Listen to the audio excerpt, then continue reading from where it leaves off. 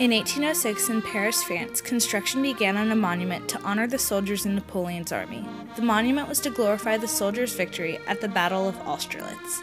It would be on the Axe Historique, a line of monuments that extended out of the center of Paris to the west. The axe began with the creation of the Champs-Élysées in the 17th century.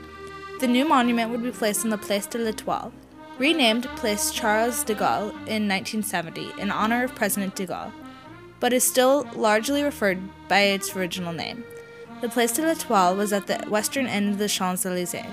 After much controversy and debate, it was decided that Jean-François Thierry Chalgrin would design the Arc de Triomphe de l'Étoile.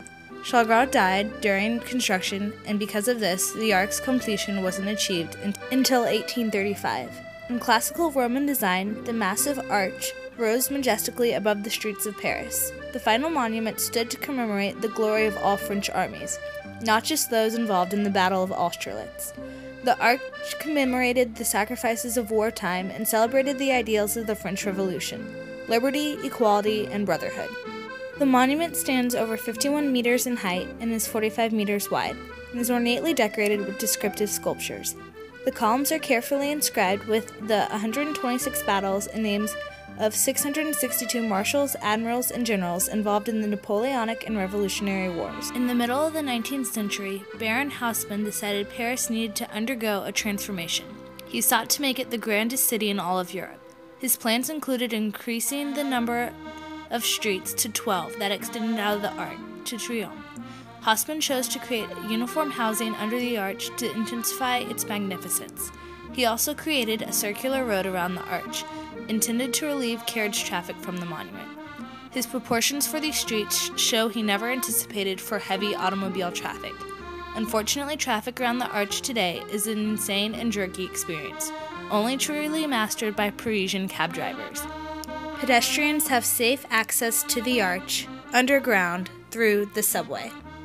The arch sits at the western end of the Champs-Élysées, the most famous boulevard in Paris. Looking from the perch on top of the arc, you can see all the way down the Louvre, one of the most widely known museums and art galleries in the world.